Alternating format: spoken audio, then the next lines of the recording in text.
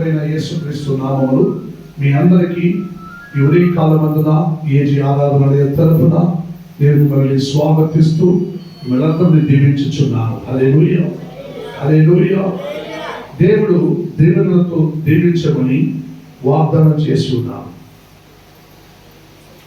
దేవుడు దీవెనలతో దీవించమని వాగ్దానం చేసి ఉన్నాడు. దేవుడు దీవించమని దీవెనలతో దీవించమని వాగ్దానం చేసి ఉన్నాడు. ఒప్పుకోరా నా సంగమా? ఒప్పుకోరా? హల్లెలూయా. ప్రార్థన చేయమంటే కొందరు కళ్ళు తెరిచి చూస్తుంటారు, ఆరాధన చేయమంటే కొందరు కళ్ళు తెరిచి చూస్తుంటారు. ఆరాధనకు మీకు సంబంధం లేక ఉంటారు. ఇవి మంచి పద్ధతులు కాదు. అనేక దినమానములు గడిచిపోయినా మనం చేయటం ఏమి కాదు. హల్లెలూయా. నేరుగా వాక్యానికి వెళదాం. ప్రజలు రక్షణ పొందవలనని అనేది నా హృదయాభిలాష అని పౌలు అంటున్నారు. ఏమంటున్నారు? అది ప్రజలు, దేశ ప్రజలు, నివాసులు రక్షణ పొందవలనని నా హృదయాభిలాష అని ఆయన అంటున్నారు. ఆ మాదిరి మీలో ఎంతమంది చెప్పగలరు? ఎంతమంది చెప్పగలరు? అంటే ఏమి పాస్టర్ గారు ఆయన ఏమంటున్నాడు? ప్రజలు రక్షణ పొందాలి. ఈ జనము, ఈ దేశ ప్రజలు, ఈ జనాంగం, ఈ కుటుంబం, సభలు అందరూ రక్షణ పొందాలని నా హృదయాభిలాష అని అంటున్నారు. హల్లెలూయా. కనిష్టం నీవు, నీ భర్త, నీ మొగుడు, నీ భార్య, నీ పిల్లలు, నీ కుటుంబం, నీ బిడ్డలు, నీ మనవడు, మనవరాలని, మీ అల్లుడు, కోడాలని, అక్క చెల్లెలని, అన్న తమ్ముళ్ళని, మీ బంధువులు, స్నేహితులు, మామ, మచ్చ, అత్త అని అందరూ రక్షణ పొందాలనేది మీకు ఆశ లేదా? ఉంది, ఉంది.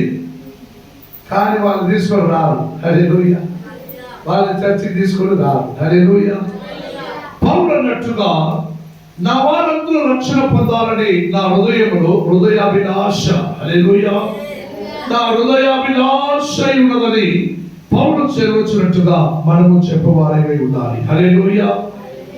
ఎవరెవరు ఉంది అన్నారో వాళ్ళందరూ తీసుకురావటకు ప్రయాసం పడండి. హల్లెలూయా. నేరుగా వాక్యాన్ని వెళ్దాం. రోమీయులకు రాసిన పత్రిక 10వ అధ్యాయం. రోమీయులకు రాసిన పత్రిక ద బుక్ ఆఫ్ రోమాపురం పత్రిక the book of Rome chapter 10 verses 1 to 13. సహోదరులారా, ఇశ్రాయేలు రక్షణ పొందవలనని, సహోదరులారా, ఇశ్రాయేలు రక్షణ పొందవలనని నా హృదయ అభిలాషయు వారి విషయమై నేను దేవునికి చేయు ప్రార్థన అయి ఉన్నది. హల్లెలూయా. పౌలు ఏమంటున్నాడండి? ఇశ్రాయేలు ప్రజలు అందరూ రక్షణ పొందాలి. యాకోబు వంశస్థులారు, వారి సంతతి వారు ప్రతి ఒక్కరూ రక్షణ పొందాలన్నది నా హృదయాభిలాష అని వారి విషయమై నేను దేవుడికి ఎప్పుడు ప్రార్థించేవాడు అయి ఉన్నామని దేవుడు అంటున్నాను. హల్లెలూయా. మీలో ఒక బలమైన పోరాటం, క్రీస్తునందు పోరాడుచున్న వారైన మీరు ఈ వాక్యానుసారంగా ఇశ్రాయేలు అంటే ఇశ్రాయేలు కోసం వదిలిపెట్టండి. మీ వారు అనే మీ ప్రజల కోసం, మీ బంధువుల కోసం, మీ స్నేహితుల కోసం, మీ తోడుపుట్టిన వారి కోసం, మీ మొగుడు కోసం, మీ భార్య కోసం, మీ పిల్లల కోసం, మీ అత్త మామ కోసం ప్రార్థించాలని ఒక హృదయాభిలాష మీలో ఉన్నదా? ఉందే. అయితే నాకు మా అక్క అయ్యలేదు. ఉందే కానీ మా మామ రాడు. ఉందే కానీ నేను పిలిస్తే వాళ్ళు రాదు, నేను చెప్తే వాళ్ళు రాదు. ఎన్ని కాలాలకి నువ్వు ఇలా చెప్పుకుంటూ ఉంటావు? నీ చెప్పే విధానం బట్టి ఆయన నీతో పాటు కలిసి, అమ్మా నేను కూడా నీతో పాటు మందిరానికి వచ్చి నా ప్రభుని ఆరాధిస్తాను పా అని చెప్పి నీతో రావాలి. హల్లెలూయా, హల్లెలూయా. అమ్మ గమనించాలి, తర్వాత రాసుకోండి, ఇక్కడ గమనించాలి. దేవుని వాక్యం సెలవిస్తున్న ప్రకారం నీ వారు, నీ ఇంటి వారు అనేవారు రక్షణ పొందాలన్నది నీకు ఆశ ఉంటే ఈ రోజు తీర్మానించి మీ కుటుంబ సమీకరణలో ఉన్న వారందరికీ ఒక రక్షణ అనుభవము దయచేయాలనే హృదయాభిలాష నీలో ఉంటే ఈ రోజు నువ్వు తీర్మానించి రాబోయే వచ్చే దినములో, వచ్చే వారములోనే నీవు వారందరి పేరించి వారందరి కోసం ప్రార్థించి ఈ నెలలోనే వారికి ఒక బాప్టిజం ఇచ్చి వారిని ప్రభుని బలారాధనలో చేరినట్లుగా నువ్వు చేయగలవా అనే బలమైన ఒక హృదయాభిలాష నీలో కలుగుతున్నాయా? నీలో ఆ పోరాటం ఉన్నదా? నీలో ఆ ధైర్యం ఉన్నదా? నీలో ఆ బలం ఉన్నదా అని పరీక్షించుకోండి. హల్లెలూయా. ఎందుకంటే వారు దేవుని యందు ఆసక్తి గలవారని అని సాక్ష్యం ఇచ్చుచున్నారని పౌలు అంటున్నారు. చదవండి పైకి. వారు దేవుని యందు ఆసక్తి గలవారని వారిని గూర్చి సాక్ష్యం ఇచ్చుచున్నాను. అయినను వారి ఆసక్తి జ్ఞానానుసారమైనది కాదు. ఏలయనగా వారు దేవుని నీతి నెరుగక తమ స్వనీతిని స్థాపింప లోనుకొనుచు దేవుని నీతికి లోబడలేదు. హల్లెలూయా, హల్లెలూయా. వారు దేవుని యందు ఆసక్తి గల వారిని గురించి సాక్ష్యం ఇచ్చుచున్నారు. కానీ వారిలో ఆసక్తి గల జ్ఞానమనుసారమైనది వారిలో ఏమీ కాదు. ఏలయనగా వారు దేవుని నీతి నెరుగక తమ స్వనీతిని స్థాపించి అందులో దేవుని నీతికి లోబడకుండా పోయినారు. కాబట్టి నేను వారిని గురించి సాక్షిని చెప్పి వారిని హృదయ విలాసతో వారిని రక్షించాలని ఎదురు చూస్తున్నారని పౌలు అంటున్నారు. హల్లెలూయా, హల్లెలూయా. అందుకే మీరు మరొక వాక్యం పైకి చదవండి, 4వ వాక్యం. గమనించండి, విశ్వాసించు ప్రతివానికి నీతి కలుగుటకై క్రీస్తు ఒక ధర్మశాస్త్రములకు సమాప్తి అయి ఉన్నాడు నా ప్రభు యేసు. చెప్పండి హల్లెలూయా, హల్లెలూయా, హల్లెలూయా. విశ్వాసించు ప్రతివానికి, నువ్వు ఎవరే కానీ నువ్వు సంఘంలో ప్రభువునందు విశ్వాసముతో కూర్చున్నావా? విశ్వాసించే ప్రతివానికి నీతి కలుగునట్టుకై క్రీస్తు ధర్మశాస్త్రమునకు ఏమై ఉన్నాడు? సమాప్తి అయి ఉన్నాడు. హల్లెలూయా. ధర్మశాస్త్రమును వ్రాయబడి ఈ చేతులు అప్పగించి అందులో ఇగో సమాప్తి అయినది అని చెప్పేవాడై ఉన్నాడు నా ప్రభు యేసు. హల్లెలూయా. అందుకే నా ప్రియమైన దేవుచున్నారా, విశ్వాసించు ప్రతివానికి నీతి కలుగుటకై మీరు క్రీస్తుని ధర్మశాస్త్రమును వారిలో ఉన్న ప్రభు సమాప్తి అయి ఉన్నారో ఈ కార్యములన్నిటి వారికి తెలియచేయండి, వారికి చెప్పండి. వారు అనుసరించి ఆసక్తి గల వారని నేను ఎరుగుదను. అయినాను వారిలో స్వనీతి కార్యం కొన్ని కనబడుచున్నాయి. హల్లెలూయా, హల్లెలూయా. భార్య మొగుడు, నా భార్య అయితే నాకు నువ్వు చర్చికి రా, నా ప్రభుత్వకు పోదాం, చర్చికి పోదాం, మనం ఎన్నో కష్టంలో ఉన్నామని వాళ్ళు పిలిచిన పిలుపుకే ఈ రోజు నేను దైవ సేవకుడై ఉన్నాను. మీరు పోయి నీ మొగుడిని పిలవాలంటే ఎల్లిక్కడి నుంచి అంటారు. ఆయన రాడు, కొడతారు. ఆయన కోసం ప్రార్థన చేయి. నేరుగా పోయిన చర్చ కంటే నీకు పడద్ది. నువ్వు ప్రేమతో ఆయన నామమును బట్టి ఆయన పేరు పెట్టి నువ్వు ప్రార్థించే వాళ్ళని ఉండి గత రోజులకు ప్రార్థించి మెల్లని ప్రేమములో ఏం చేయాలండి? అమ్మా అర్థమవుతుందా? అర్థమైంది? మీరు మెల్లని ప్రేమములో నీ మొగుడుని మీరు సంఘానికి పిలవాలి.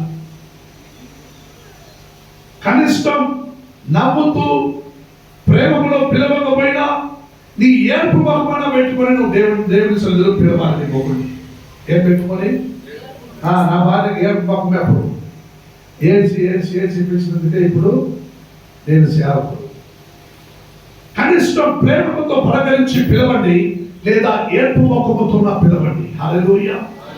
నువ్వు ఏడ్చదనని చూసి అప్పుడు చూసినా యాపకమా యాపకు పలా వస్తానని చెప్పి వచ్చినాను. ఈ రోజు నేను దైవ సేవకుడైనా. ఇంట్లో ఉన్న వారిని మీరు వదిలిపెట్టి పక్కింట్లో ఉన్న వారికి పోయి యేసు నిన్ను ప్రేమిస్తున్నాడంటే వాడు ఏమంటాడు? ఫస్ట్ నీ మొగుడు తీసుకొని చర్చికి పో, ఫస్ట్ నీ కొడుకు తీసుకొని చర్చికి పో, ఫస్ట్ నీ భార్యను తీసుకొని చర్చికి పో. వాళ్ళందరూ పోయినాక నువ్వు నాకు వచ్చి చెప్పు, నేను వస్తాను. నీ ఇంట్లో ఉన్న వారే నీతో పాటు చర్చికి రాకున్నా నువ్వు మాత్రం ఏదో తిరుగుతున్నావు ప్రతి వారం. కానీ నీ ఇంట్లో ఉన్న వారిని పిలవడం కూడా నీ వల్ల కాదు. అలా పెట్టుకొని నువ్వు నాకు వచ్చి యేసు నిన్ను ప్రేమిస్తున్నాడు, నాతో పాటు చర్చికి రమ్మని నన్ను పిలుస్తున్నావా అని నిన్ను ఆయన ఎతకారం చేయొచ్చు. ఏం చేయొచ్చు? ఎతకారమా వెతకారమా? చెప్పండి, ఏమండి? వెతకారం చేస్తారు. పైకి చదవండి వాక్యమును.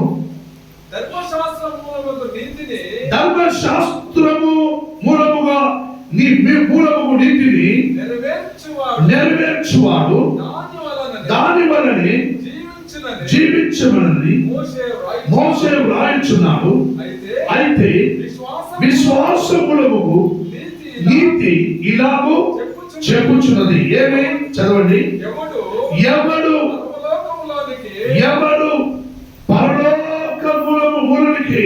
పరలోకమునికి ఎక్కిపోవును అనగా క్రీస్తును క్రిందికి తెచ్చుటకు, లేక ఎవడు అగాధములోనికి దిగిపోవును అనగా క్రీస్తుని మృతుల నుండి పైకి తెచ్చుటకు అని నీవు నీ హృదయములో అనుకునవద్దు. గమనించండి, వాక్యం ఎలా చెబుతున్నది. నీ ఇంట్లో ఉన్న వారిని, నీ మొగుడుని, పిల్లల్ని నువ్వు సంఘంలో ప్రేరేపించి తీసుకుని వచ్చి నిలబెట్టించడానికి నీ వల్ల కాలేదు అంటే, నువ్వు ఎలా క్రీస్తువుడుగా ఉన్నావంటే, ఎవరు ఎక్కి పరలోకమునకు వెళ్ళి నా ప్రభుని పిలుచుకుంటూ కిందికి రావగలము, ఎవరు అధోలోకమునకు వెళ్ళి నా మరణించిన నా ప్రభుని తీసుకుంటూ పరలోకానికి వెళ్ళగలము. ఇది సాధ్యమా? ఇది అసాధ్యం. దేవుని వాక్యం చదువుతుంది, ఎవరు పరలోకములోనికి ఎక్కిపోవును అనగా ఎవరు ఎక్కిపోవచ్చు, ఎవరు దిగి రావచ్చు. అది కష్టం కాదా? ఎవరైనా ఎక్కిపోవాలంటే కష్టం, ఎవరైనా దిగి రావాలంటే కష్టం. అంత పెద్ద కష్టము నీ మొగుడు, నీ భార్య, పిల్లలు రక్షణ పొంది చర్చికి రావాలంటే. హల్లెలూయా. అందుకే వాక్యం పైకి చదివిస్తుంది. అదేమని అనగా చదవండి పైకి. అదేమని చెప్పుచున్నది? వాక్యము నీ యొద్దను, నీ నోటను, నీ హృదయములోను ఉన్నది. అది మేము ప్రకటించు విశ్వాస వాక్యమే. చప్పట్లు కొట్టి దేవుని మహిమపరచండి. గట్టిగా చప్పట్లు కొట్టి ఆమేన్. హల్లెలూయా. నీవు నీ ఇంటి వారిని పోయి సంఘానికి వెళ్దామని చెప్పడానికి నీ వల్ల కాదు.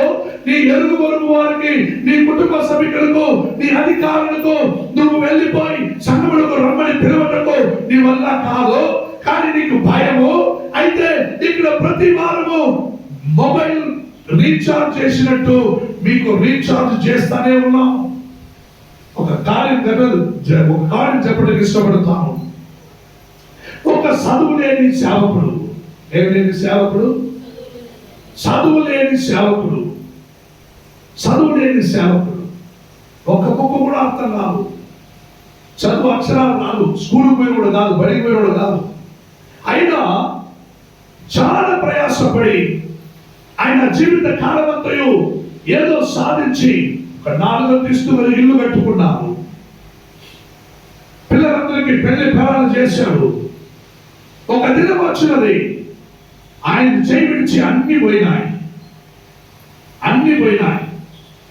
అప్పుడు ఇవన్నీ నన్ను విడిచిపోయిందని, నేను ముఖ్య దేవుడు, నేను ఆరాధించే దేవుడు అందరూ నన్ను చేయి వదిలిపెట్టారని ఆయన ఆలోచించుండగా, ఆయనలో ఉన్న క్రైస్తవ నిరాకరింపు, క్రైస్తవు అంటే వారికి అవ్వదు, చర్చికి పోయేవారంటే వారికి అవ్వదు.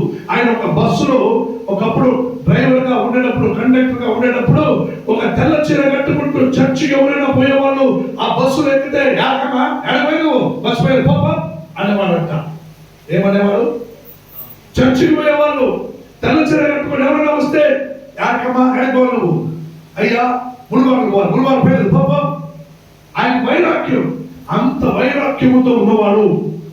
ఒకప్పుడు అన్ని పోగొట్టుకున్నాక దేవుడు ఆయన సేవకుడుగా మార్చాడు. ఆయన సేవకుడుగా మారినాక ఈరోజు చెన్నై ప్రాంతంలో అనేక పెద్ద పెద్ద కూటాలు ఆయన నడిపిస్తున్నారంట. ఆ కూటములో పెద్ద పెద్ద మేధావులు, ఒక అక్షరం ఒక కూడా రాని సేవకుడు మైకు పట్టుకొని ప్రార్థించుకుంటూ నిల్చుంటే పెద్ద పెద్ద మేధావులు, పోలీస్ అధికారులు, తాలూకా ఆఫీస్ లో ఉన్న వారి అధికారులు వారందరూ వచ్చి ఆయన ఎదురుగా మోకరించి నిల్చున్నారంట. ఆయన ఎదురుగా మోకరించి నిల్చున్నారు. ఒక్క అక్షరం కూడా తెలియని వారు బలిపీఠంలో నిలిచి దేవుని ఆత్మ అభిషేకము వలె పొంది దేవ ఆత్మతో పాటు నడిపించబడేవారు మేధావులు, గొప్ప గొప్ప అధికారులు ఆయన ముందు మోకరించి నిలబడినారని ఆయన కళ్ళారు చూశారని చెప్పినారు. ఎందుకంటే ఒక్క అక్షరం కూడా తెలియని వాళ్ళు, నేను ఆత్మపరుడువై నా వారు అనే వారందరి కోసం నేను ప్రయాసపడి ప్రార్థించే వాళ్ళై ప్రార్థన వీరుడుగా నేను ఉన్నాను. ఆయన ప్రార్థన మందిరానికి పేరేం పెట్టుకున్నాడు తెలిసిన? ప్రేయర్ ఫ్యాక్టరీ, ప్రార్థన కార్ఖానా అని పెట్టుకున్నాడంట. ప్రార్థన కార్ఖానా, ప్రేయర్ ఫ్యాక్టరీ.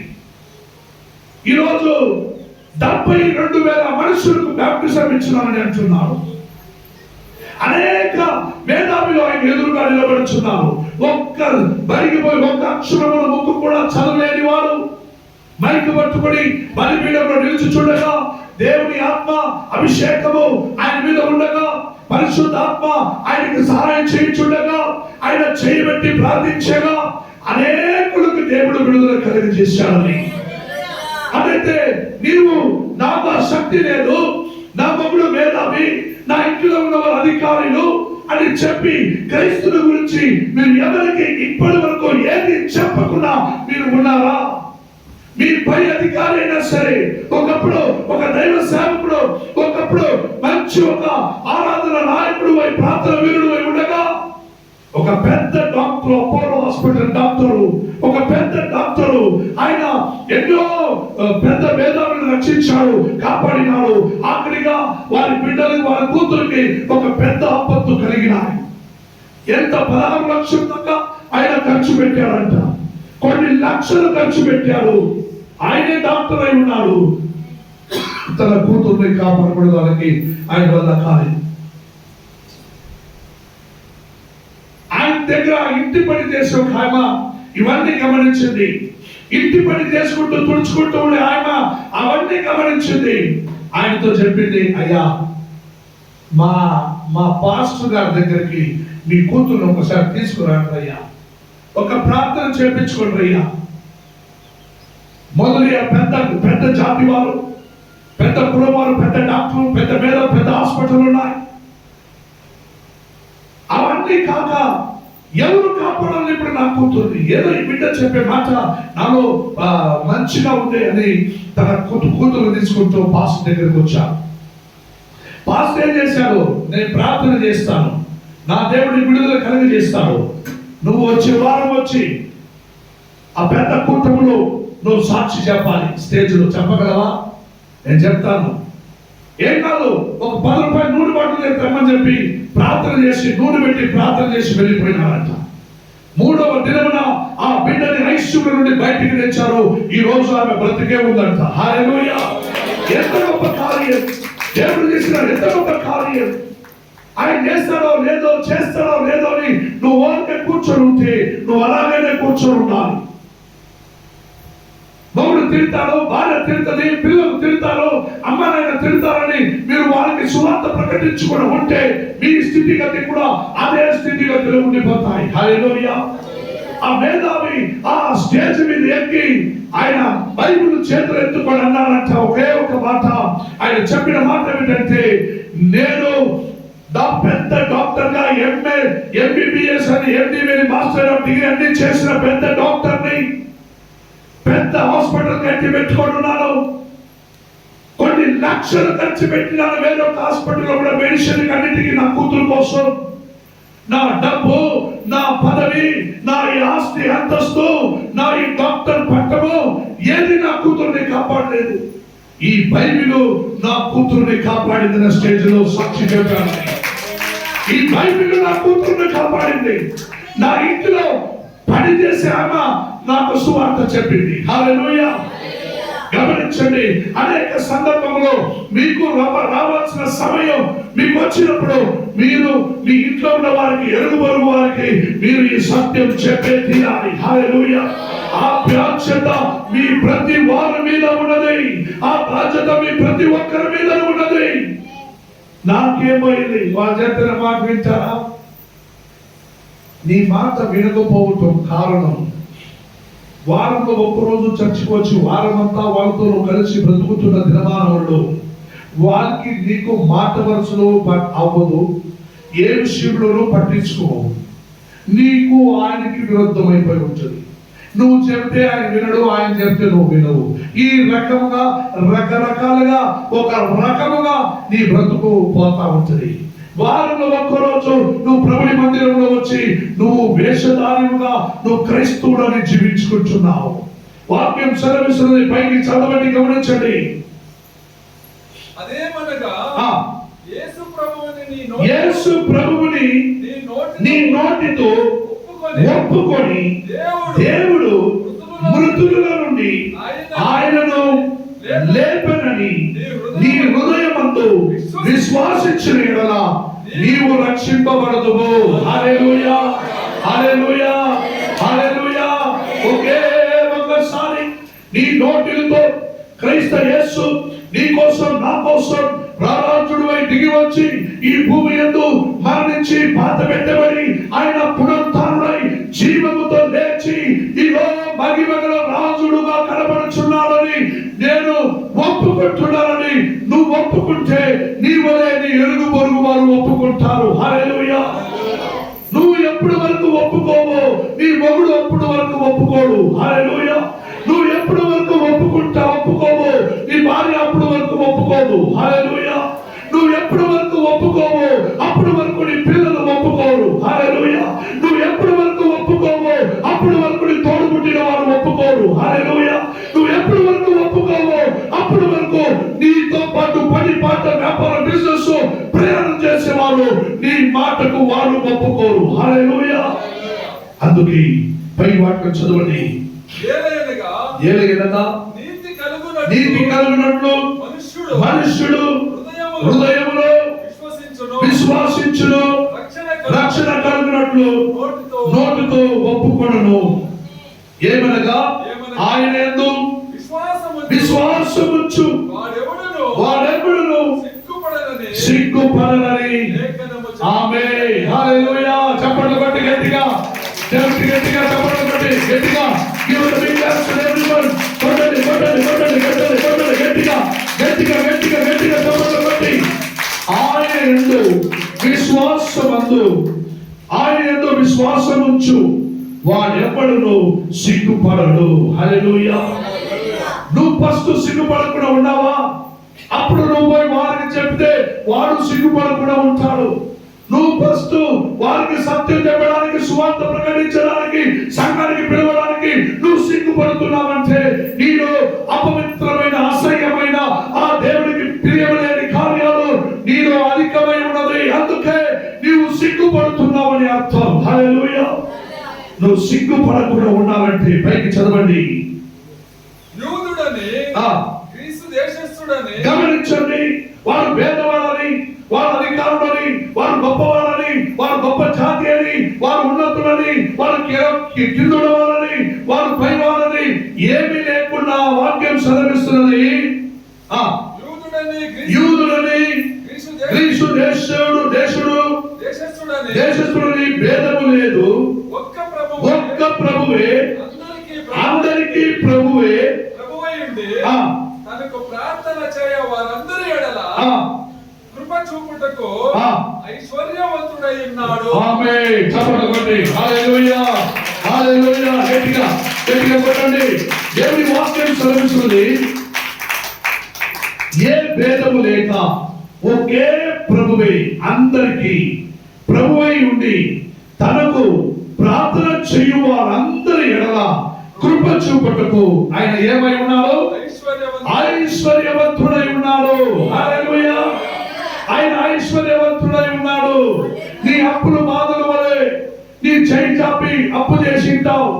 అప్పు తీసుకున్న వారి దగ్గరకు పోయి నువ్వు సత్యం చెప్పలేవు, ఎందుకంటే నువ్వు వారికి కింద అప్పు తీసిన వాడై ఉన్నావని. వాడు అప్పించిన వాడైనా సరే, వాడు అప్పు తీసిన వాడైనా సరే, వాడు మేధావైనా సరే, వాడు కిందుడైనా సరే, వాడు ఎవరైనా సరే నువ్వు వాళ్ళకి చెప్పవలసిన సువార్త ఒకే ఒక దేవుడు నీతో పాటు ఉన్నాడని ఆయనకు చెప్పిన వారు అయితే, ఆయన ప్రార్థించిన వారు అయితే ఆయన కృప చూపుటకు ఐశ్వర్యవంతుడై ఆయన నీకు తోడుగా ఉన్నాడు. హల్లెలూయా. అందుకే ప్రియమైన దేవుడులారా, అనేక సందర్భమందు మనం ఓడిపోతాం. ఎఫెసీయులకు రాసిన పత్రిక 4వ అధ్యాయం మొదటి వాక్యం చదివి చూడండి. ఎఫెసీయులకు రాసిన పత్రిక 4వ అధ్యాయం మొదటి 1-2 వాక్యం చదవండి. కాబట్టి మీరు సమాధానమును ఆత్మ కలిగించే ఐక్యమును కాపాడుకున్నటకు శ్రద్ధ కలిగి ఒకరినొకరు మీరు ఒకరినొకరు క్షమించుచు మీరు పిలువబడిన పిలుపునకు దీర్ఘ శాంతముతో సంపూర్ణ వినయముతోను సాత్వికముతోను నడుచుకొనవలెనని ప్రభువును బట్టి గమనించండి. ఈ మాట ఎప్పుడు చెబుతున్నాడంటే, అపోస్తలుడైన పౌలుడు అనేకులకు సువార్త ప్రకటిస్తున్నాడని, అనేకుల మధ్యలో క్రైస్తవ మార్గమును చెబుతున్నాడని, అనేకులకి క్రైస్తవుల గురించి ప్రకటించు యూద వారి మధ్యలో, ఇశ్రాయేలు వారి మధ్యలో ఆయన క్రైస్తవ మతమును ఆయన ప్రస్తాపింప చేయుచున్నాడని ఆయన పట్టి జైలులో పెట్టారు. ఎప్పుడు? శిరచ్ఛాలలో జైల్లో పెట్టారు. హల్లెలూయా హల్లెలూయా.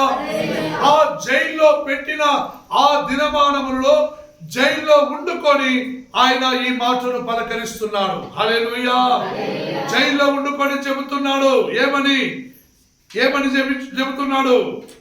నీవు దేవుని వలె చదవండి.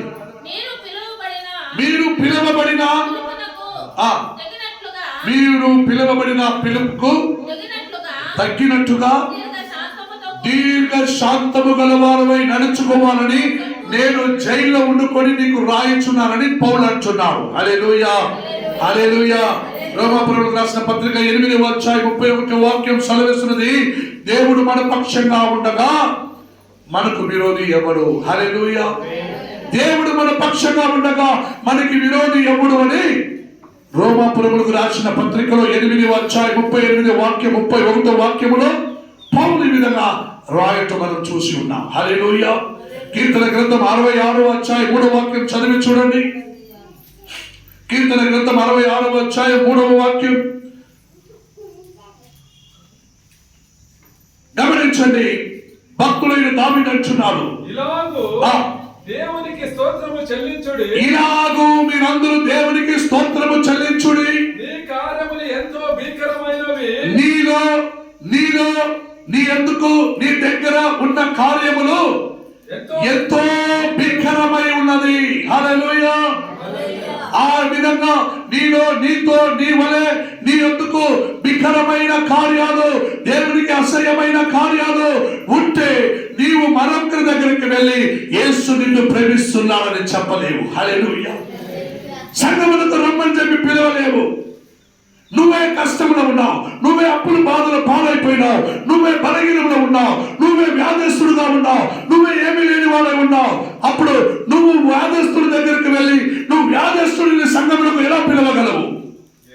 నువ్వు అప్పుడు వాడవైతే నువ్వు ఇంకా మరొకరి దగ్గరికి వెళ్ళి దేవుడు నిన్ను ప్రేమిస్తాడు, నిన్ను ఆశీర్వదిస్తాడు రమ్మని ఎలా పిలవగలవు? నువ్వే అప్పుడు పాలైపోయినావు, దేవుడు నిన్ను ఆశీర్వదించినాడా? అట్లయితే ఏదా నువ్వు ఆశీర్వాదం. అందువలే నీలో ఉన్న కార్యాలని కాల్చి గమనించు, అది భీకరమై ఉన్నది. నీలో ఉన్నవని భీకరమై ఉన్నది. నువ్వేం చేయాలి? స్తోత్రమును చెల్లించమని దేవుడు అన్నాడు. హల్లెలూయా. అందుకే భక్తులైన యోబు 22వ అధ్యాయం 23వ వాక్యం, ఒక వాక్యం చదవండి. భక్తులైన యోబు ఒక వాక్యం చెప్పాడు. 22వ అధ్యాయం 23వ వాక్యం. నీ గుడారముల నుండి దుర్మార్గమును దూరముగా తొలగించుము. అనుభవించిన వాడైన భక్తుడు యోబు అంటున్నాడండి. చదవండి 22, 23. సర్వశక్తి ఆయన నోటిని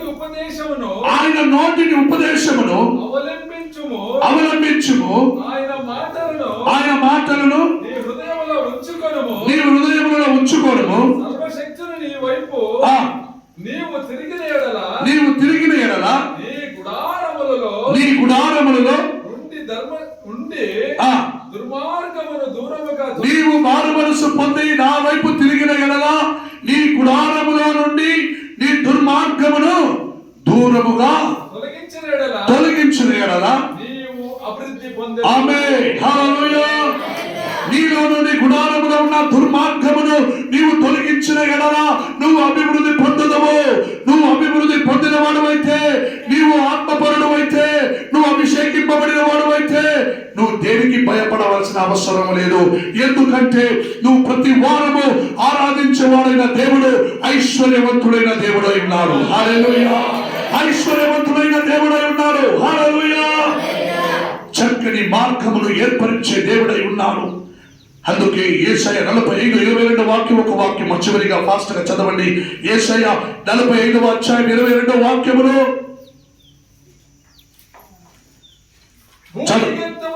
భూదిగంతముల నివాసులారా నా వైపు చూచి గమనించండి. చాలు గమనించండి. వాక్యం సెలవిస్తుంది, భూదిగంతముల నివాసులారా మీరందరూ నా వైపు చూచి రక్షణ పొందుడి అని దేవుడు చేయి చాపి నిన్ను పిలుచుచుండగా నువ్వు అది చర్చి వచ్చేవాడవైనా సరే నువ్వు గమనించలేకపోతున్నావు. అప్పుడైతే నువ్వు మరొకరికి ప్రభు చేయి చాపించి చూపించడం గమనించాలా? ఒకప్పుడు ఎక్కడైనా పోతే బస్సులో ఉన్నవారు బయట ఉన్న వారిని ఇలా చేయి చాపి పిలుస్తారు. దూరంగా నిలిచిన వాడు చూడేవాడు చూడడు, పక్కలో ఉండేవాడు చూస్తారు. ఎవరో పిలుస్తారని, అమ్మ నువ్వు కాదు ఆయన పిలువు, నువ్వు కాదు ఆయన పిలువు అంటారు. గమనించారా? ఈ అనుభవం ఉందా మీకు? ఆ ప్రకారం యేసు చేయి చాపి పిలుచుచుండగా ఆయనని మీరే చూడలేకపోతే మిమ్మల్ని పిలుస్తున్నాడు యేసు స్వామి అని మీరు ఎలా చెప్పగలరు? హల్లెలూయా. ఆయన చేయి చాపి నిన్ను పిలుచుచున్నాడు. నా సోదరి, నా సోదరా, నీ దుర్మార్గమును దూరము చేస్తూ నువ్వు నా యొద్దకు వచ్చాయి, నువ్వు నన్ను నా దగ్గరికి రా, నా బిడ్డ, నా కొడుకు, నా కోడల, నా కూతురు, నువ్వు నా దగ్గరికి రా, నేను నిన్ను పోషిస్తాను, నేను నిన్ను రక్షిస్తానని దేవుడు అంటున్నాడు. ఆయన పిలుచుచున్న చేయి చాపి పిలుచుచుంటే ఎవరు చూడలేక ఎక్కడో చూసుకుంటూ తిరుగుతుంటా. ఆ బ్రతుకు క్రైస్తవులు ఉంటే నువ్వు మరొకరికి పోయావు, నిన్ను పిలుస్తున్నారు చూడు అని నువ్వు ఎలా చెప్పగలవు? హల్లెలూయా. అలా నువ్వు ఎలా చెప్పగలవు? వామో నిన్ను పిలుస్తున్నాను చూడు అని నువ్వు ఎలా చెప్పగలవు? ఆయన పిలుచుచున్న పిలుపు నీకే తెలియకపోతే మరొకరిని చూసి అయ్యా నిన్ను పిలుస్తున్నాడు, అమ్మా నిన్ను పిలుస్తున్నాడు, అయ్యా నా యేసయ్య నిన్ను పిలుస్తున్నాడు నువ్వు ఎలా చెప్పగలవు? హల్లెలూయా. ఒరిగే ఒక వాక్యం చివరిగా ధర్మోపదేశ కాండం, ద్వితీయోపదేశ కాండం 31వ అధ్యాయం 8వ వాక్యం చదవండి. చివరిగా 31, 8వ అధ్యాయం వాక్యం గమనించండి. దేవుని వాక్యం వాక్యం సెలవుస్తుంది, నువ్వు దేనికి భయపడవద్దు, నువ్వు ఎక్కడ సిగ్గుపడవద్దు, నీకు సిగ్గుపడనివ్వడు.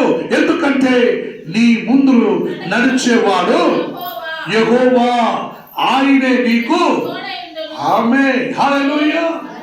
దేని గురించి భయపడకు, నీ ముందు నడిచేవాడు నా తండ్రి అయిన దేవుడు, ఆయనే నీకు తోడుగా ఉండేవాడు. నిన్ను చేయవదిలి పెట్టాడు. నువ్వు ధైర్యముతో పిలువు. నువ్వు పై అధికారి అయినా సరే, గొప్ప గొప్ప నాయకుడు అయినా సరే, పెద్ద పెద్ద మంత్రులు, యాజకులు, పెద్ద పెద్ద రాజకీయ నాయకులైనా సరే, నువ్వు నేరుగా వాళ్ళ దగ్గరికి వెళ్ళి యేసు నిన్ను ప్రేమిస్తున్నాడు, యేసు నిన్ను ప్రేమిస్తున్నాడని చెప్పి చూడు. వారు కొట్టినా కొట్టించుకో, నా దగ్గరకు వచ్చి నన్ను కొట్టద్దు. వారు తిట్టినా తిట్టించుకో, నా దగ్గరకు వచ్చి చెప్పకు. కానీ కొడుతారు, తిడుతారు, అయినా కూడా నీవు చెప్పవలసినది వారికి చెప్పే తీరాలి. అలా చెప్పినందువల్లే ఈ 21వ శతమానంలో ఈ చర్చిలో ఇంతమంది మీరు ఆరాధనలో కూర్చొని ఉన్నారు. అలా అనేకులు చెప్పి, అనేకులు దెబ్బలు తిని, అనేకులు అవమానం పొంది, నిన్న దినములో ములుబాగల నుండి ఒక ఆమె ఫోన్ చేసిందమ్మా. నేను చెప్పినాను రేపు రాండమ్మా అని. ములుబాగల నుండి ఒక ఆమె ఫోన్ చేసి ఏడ్చింది.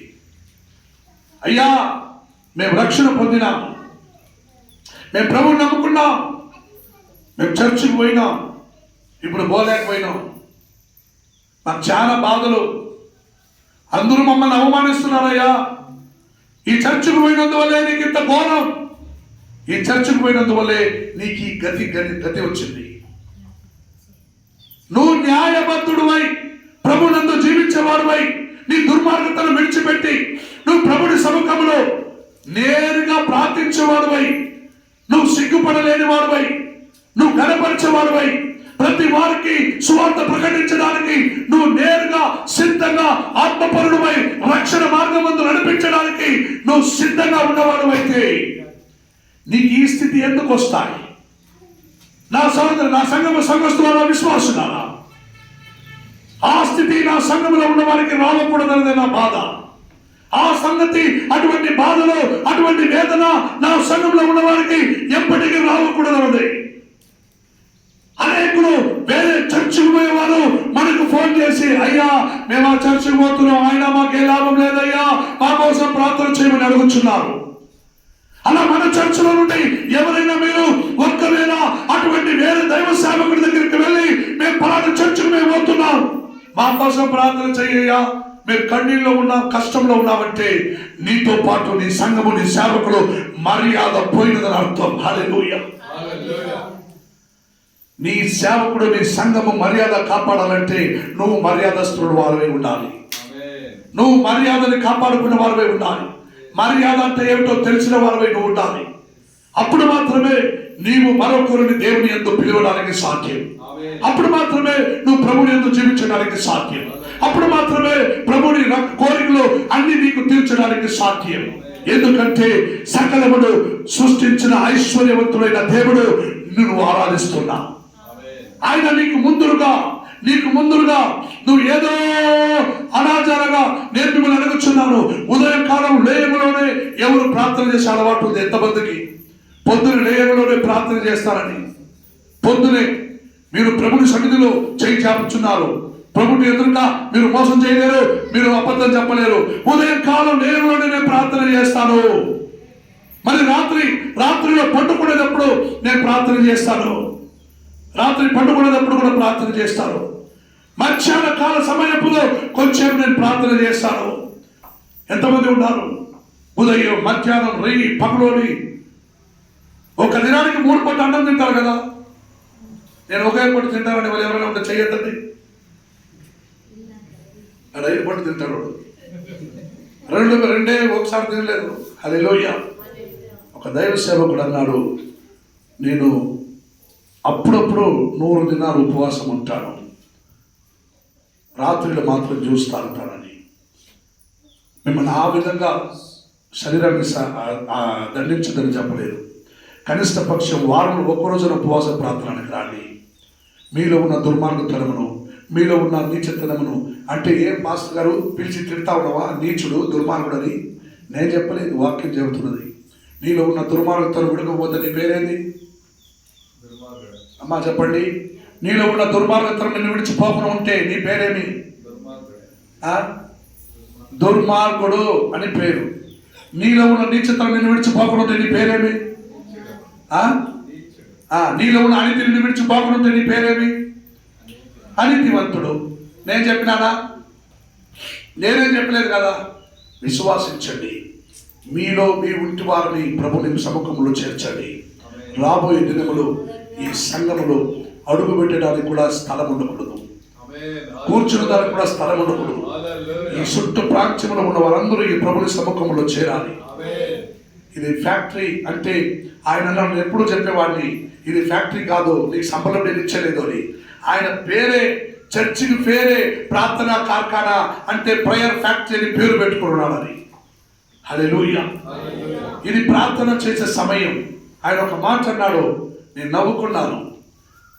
అందరినీ దారి నడిపించి ఈ సంఘము ముందు నడిపించడానికి, నేను మరణిస్తే పరలోకానికి చేరాలంటే, నేను ఎప్పటికీ నా జీవితమును ప్రభునందు సాగించాలంటే దానికున్న ఒకే ఒక ఫార్ములా ఏం తెలుసా? దానికున్న ఒకే ఒక ఫార్ములా G+2 2+5 అని చెప్పి ప్రార్థన మాత్రమే ఫార్ములా నన్ను అన్నాడు. హల్లెలూయా. ప్రార్థన ఒకటే ఫార్ములా. అందుకే నా ప్రియ సోదర సోదరులారా, మీరు మీలో ఉన్నవన్నీ విడిచిపెట్టి ప్రభునందు జీవించడానికి ప్రయాసపడే వారు అయితే మరొకరిని సిగ్గుపడకుండా మీరు చర్చికి పిలుచుకుని వస్తారు. మీరు ఎప్పుడు చర్చికి మరొకరిని పిలవకుండా ఉన్నారో అప్పుడు, మీరెప్పుడు చర్చికి మరొకరిని పిలవకుండా ఉన్నారో అప్పుడు మీలో ఇంకా దేవునికి అసహ్యమైన కార్యం, దుర్మార్గతనం, నీచతనం, అనీతి స్వభావం, దుష్ట కార్యాలు, దేవునికి ప్రియలేని కార్యాలు అన్ని నీలో ఇంకా ఉన్నదే అని అర్థం. ఇంటి పని చేసుకుంటూ తుడుచుకుంటూ ఉన్నామా, అయ్యా సంబలం ఇస్తే సంబలం తీసుకునేవాడు ఆ ఓనర్కి నీవు నీ కూతుర్ని పిలుచుకుంటూ మా అయ్య దగ్గరికి రాండి, ఒక్కసారి ప్రార్థన చేసుకోండి, అప్పుడు చూడండి అన్నది 16 లక్షలు 20 లక్షలు నా ఖర్చు పెట్టిన నా కూతుర్ని కాపాడలేకపోయినారు ఎవరు? ఈ బైబిలు, ఈ ప్రార్థన, క్రీస్తు నమ్మక విశ్వాసం నా కూతుర్ని కాపాడిందని అన్నాడు. హల్లెలూయా.